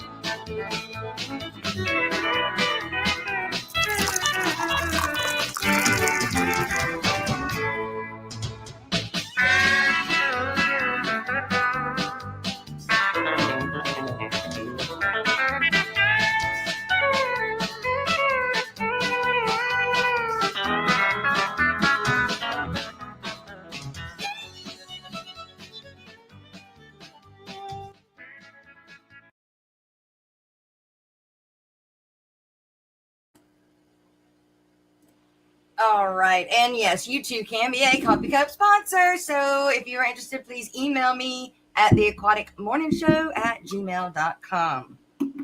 There's always room. We are also still looking for an end of month sponsor, you guys. So if anybody is interested, email me. There's lots of perks to it. Fish Dreams, good morning. Timbo, tanking and easy. Good to see you too. He is in search of a Synodontis lucipennis. Lucipennis? That is a name that I've heard. The Synodontises are not my specialty. Let's see. What's the difference between the like Hypancistrus and whatever Ancistrus? Hypans have a tendency to need more meat in their diet. Okay. And or let's see, what do I have? I've got a Hypancistrus xanthellus. And that's the L177 or the gold nugget. And they definitely need more. He's not interested in green beans. Okay. So like maybe if he's desperate, if all I'm feeding is green beans, he'll go after it a little bit, but he's not really interested in it. He does like the Soylent Green. Okay. Just fine. They don't get the bristly noses. Oh, yeah, that's a very specific ancistrus thing. Okay.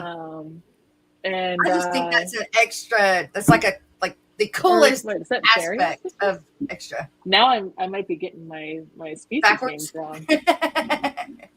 Is it Berry Ancistrus xanthellus? It might be. Sounds good. Anyway, either way, they don't have the bristly noses. That's the main thing.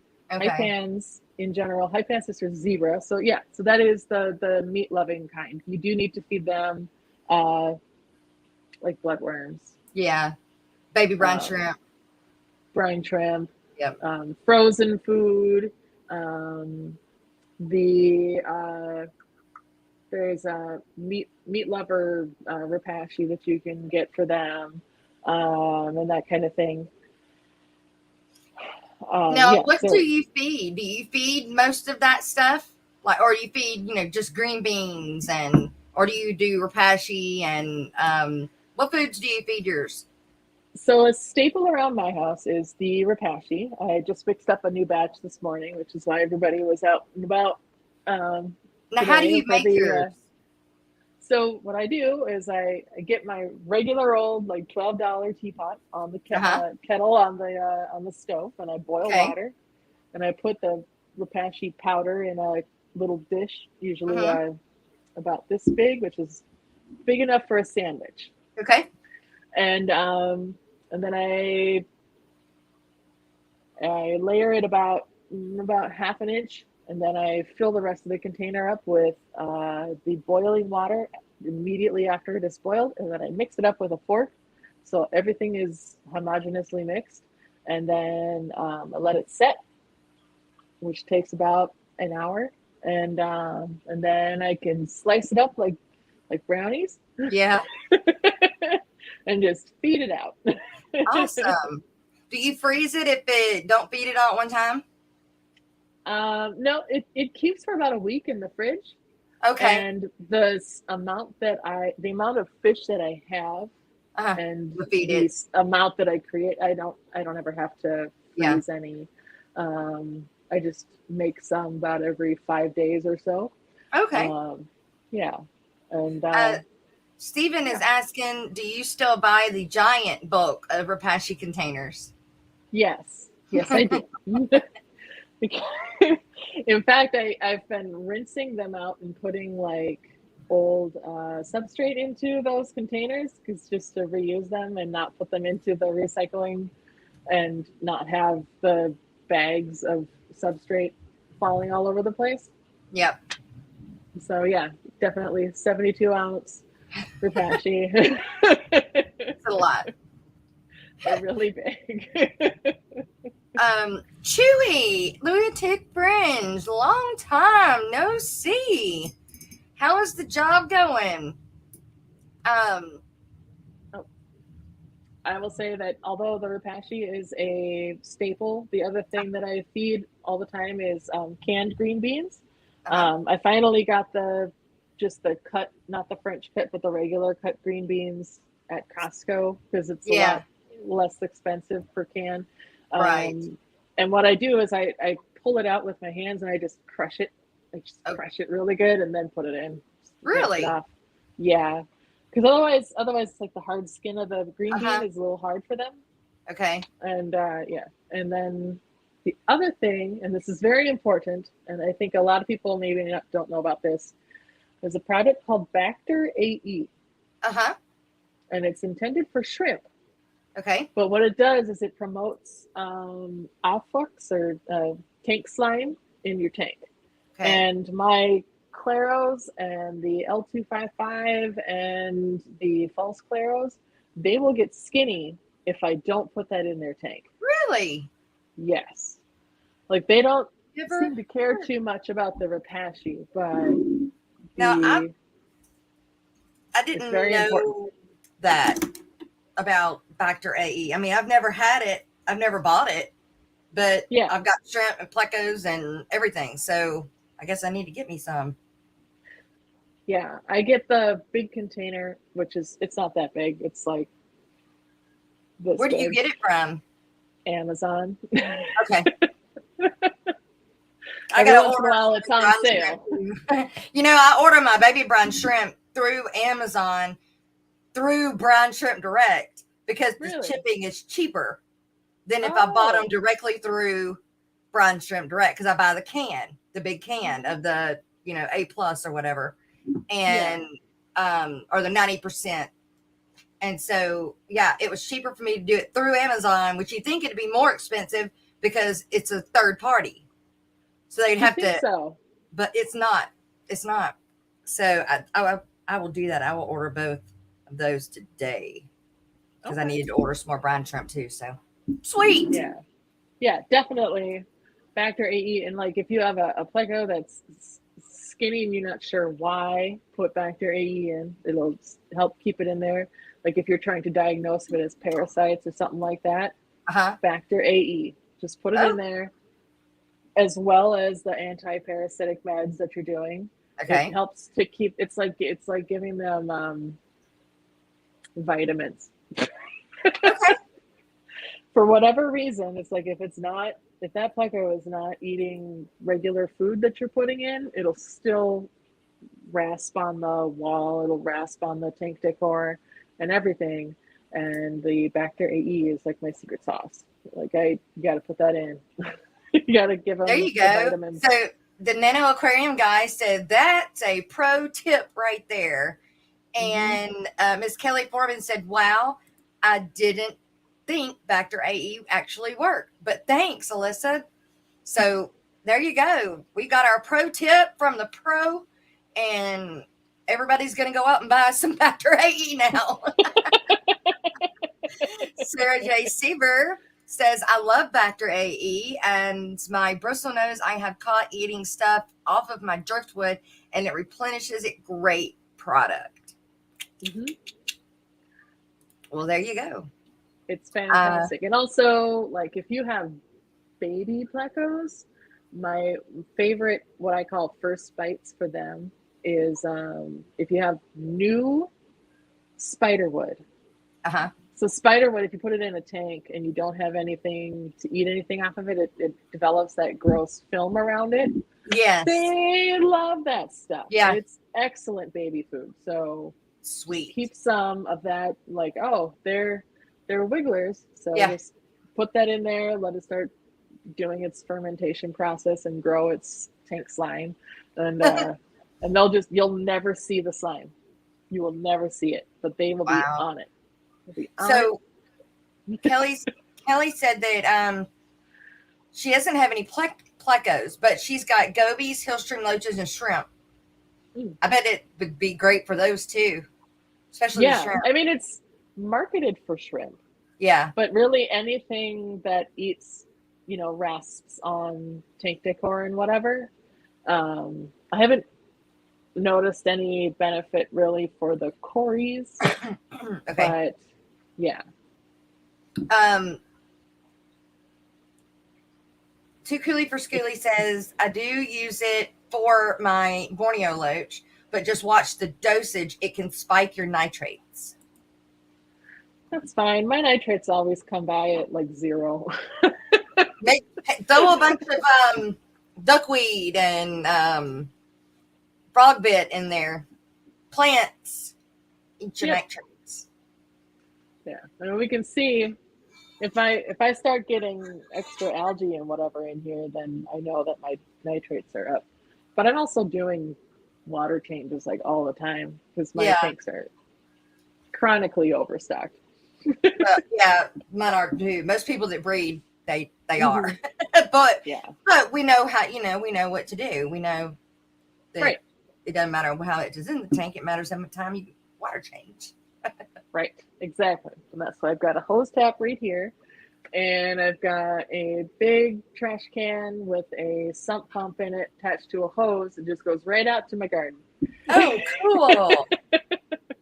When I get moved out to my fish room outside, that's what I'm doing is all the water that'll go out goes straight to my gardens. So, good. Yep. That's how you get tomatoes that grow way taller than you. And I've got sandy soil, so they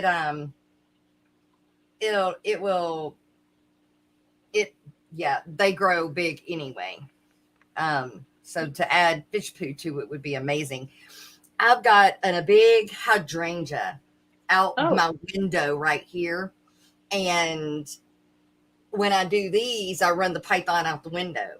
And that hydrangea is huge. God, it's big. But fish poo is great for the gardens. Yes. If you're watering with fish poopy water, you can skimp and get the cheapest dirt that you can find when you're building your gardens. That's right. Just fertilize it with fish poo water. Yeah, and every once in a while I'll see fish fertilizer in the landscaping stores and whatever, and they're like, okay, here's fish fertilizer, and I'm like, do you want to buy this for $12 a gallon? Right. Exactly. Start selling it like they sell mulch on the side of the road. They put a sign in their yard. Especially if you got horses, we end up with too many poop piles, and so good for the gardens. And so in the spring we have lots of people that come by and they want our manure. I was like, yeah, come get all you want.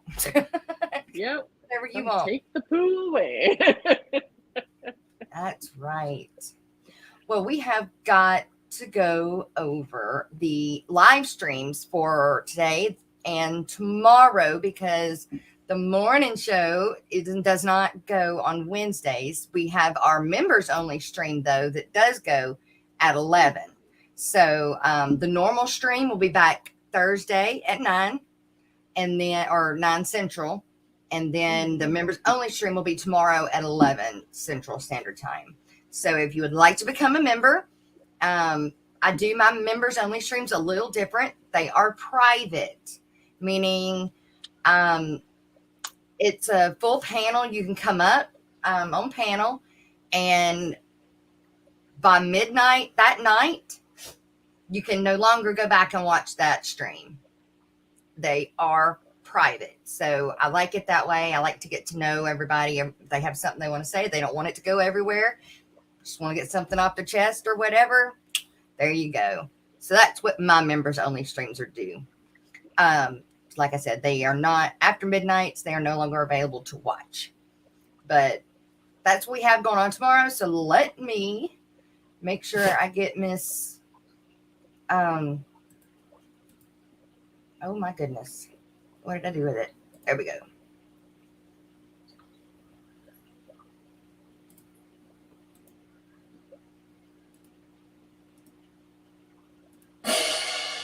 Ooh, fishy. And for our Tuesday live streams in Eastern Standard Time, we start off the morning with the Aquatic Morning Show on Maine's Tales for Fields at 10. And next up is Afternoon Chat Live with Rico Stand at 12:15. There we go. Following that is Danica Aquatic's members only stream at 4.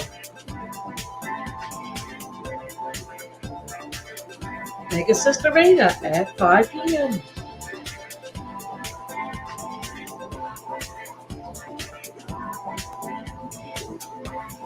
(6:30) is the Focus On interview with Rico Stan. Also at 7 is Susan on SLC Aquatics.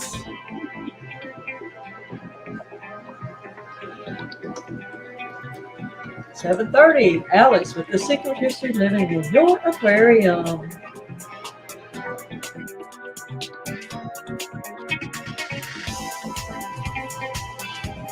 Next up is Whizzle and Hippie John the Fisherman at 7:30 p.m. for Whizzle Channel.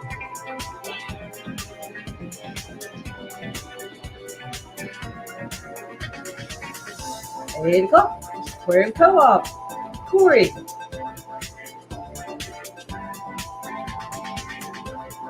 At 9 p.m. Miss Bentley Pasco. And at 9, there's Catfish Terry.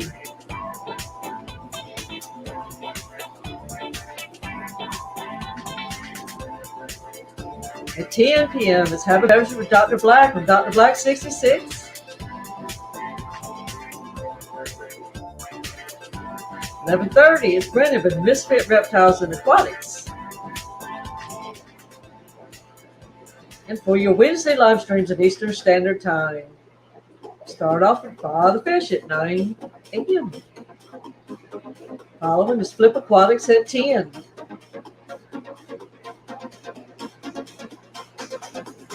At 11, Joe's Shrimp Shack.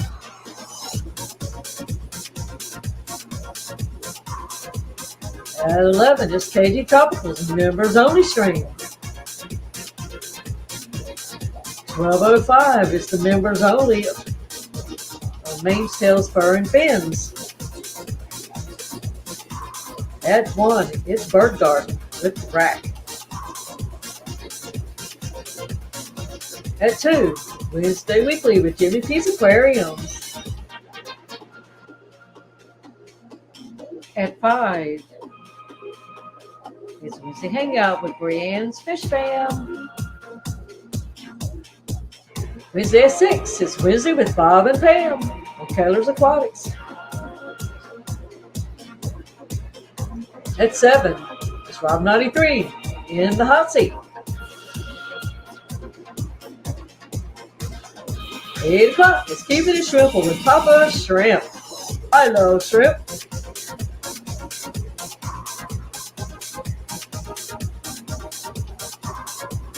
Next up is Dan's Fish at 9 p.m. And also at 9 p.m. is Primetime Aquatics with Jason and Joanna. Concluding Wednesday night streams with Punchy Paints, Pam and Bob at 11 p.m. And as always, Liquid Zoo. Thanks for making this information easy to find at fishfam.link.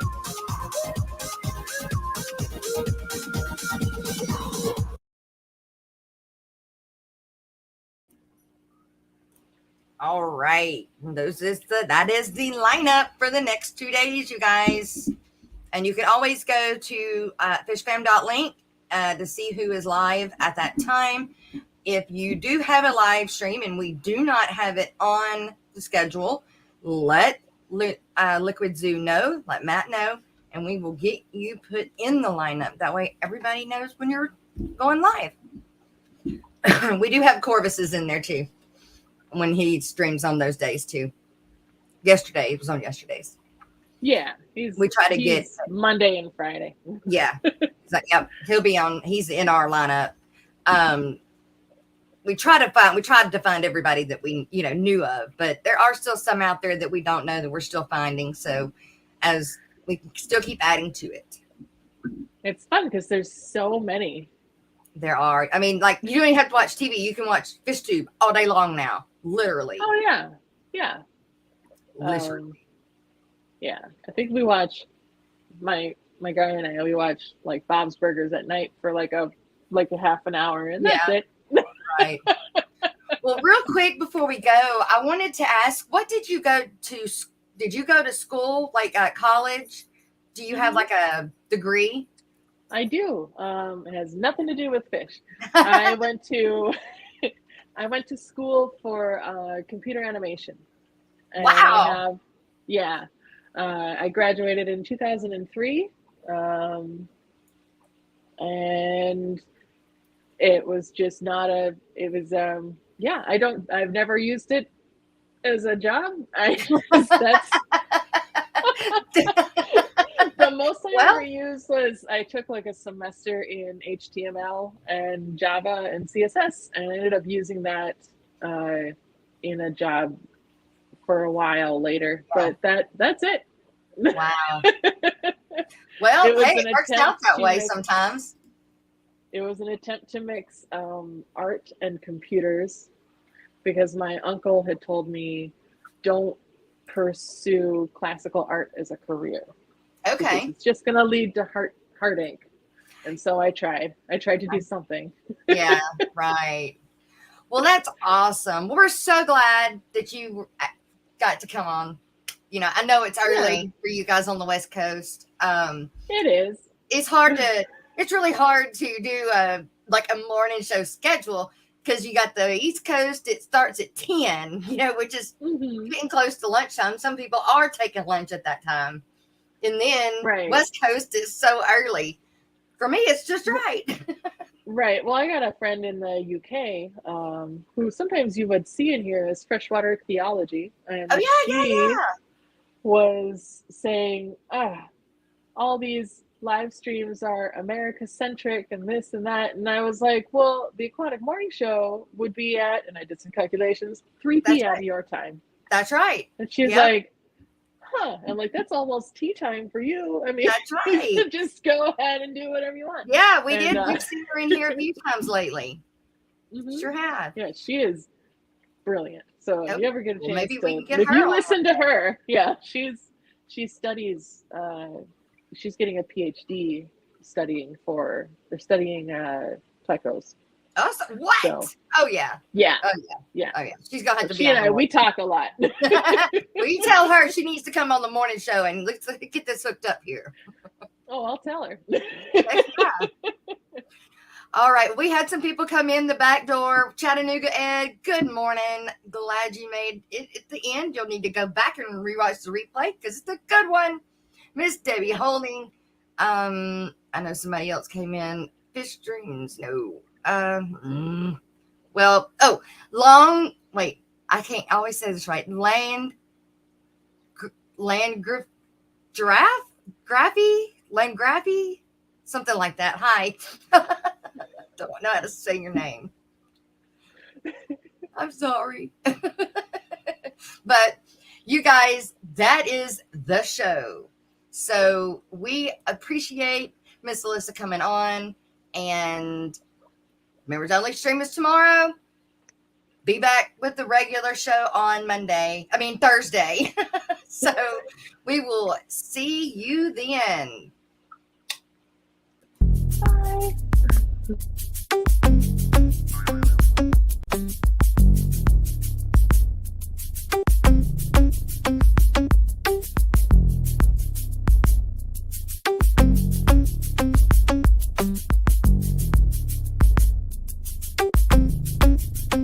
It's a live ever mosh pit. So watch it, don't knock it, drop and fry every day, ain't gon' stop it. People saying hey and whoa and take it slow, it's out of control, but they don't know I got a mother-loving biome. Nature! So leave it alone, they're doing fine in a happy home. Making babies with their fathers and mothers and sisters and brothers is kinda gross, but you know that's the way it goes. Now I'm in the midst of a colony blitz. It all started with a batch of fry. The mama died, but the baby survived and grew up and thrived. Then the guppies kicked the breeding into overdrive. What was accidental and incremental blew up into an exponential and totally mental experimental hit. And the fish police threw a fit. I guess they just couldn't handle my live bearer mosh pit. Best not front on me about this colony, 'cause you can't spell guppy without that one and only G. You might think from this rhyme that I'm mucking up guppy lines. Ain't got no crooked spine or time to hear you whine. Stop the fish police! I'm making hybrids I desire to acquire and combine entire lines designed to inspire and surprise and advertise the rise of my monkey fighting live bearer empire. You looking all distraught, you think it's overstocked, but you got no shot to sway me, you're an afterthought. Yeah, I got guppies getting blitzed on duckweed. Had enough of these, well they don't stop and neither do we. You might call it a challenge, it's a foot per gallon. Your rationale is sound, but it's a little unfounded, 'cause I'm gonna be crowned as the best flippin' mud guppy breeder around. On this earth, then my mutts, I assert, are gonna make you a convert to a chaotic tank that doesn't take much effort or the hand of an expert. Look, all I did was rap and 5 guppies just gave birth. Best not front on me about this colony, 'cause you can't spell guppy without that one and only G. You might think from this rhyme that I'm mucking up guppy lines. Ain't got no crooked spines or time to hear you whine, 'cause you best not front on me about this colony, 'cause you can't spell guppy without that one and only G.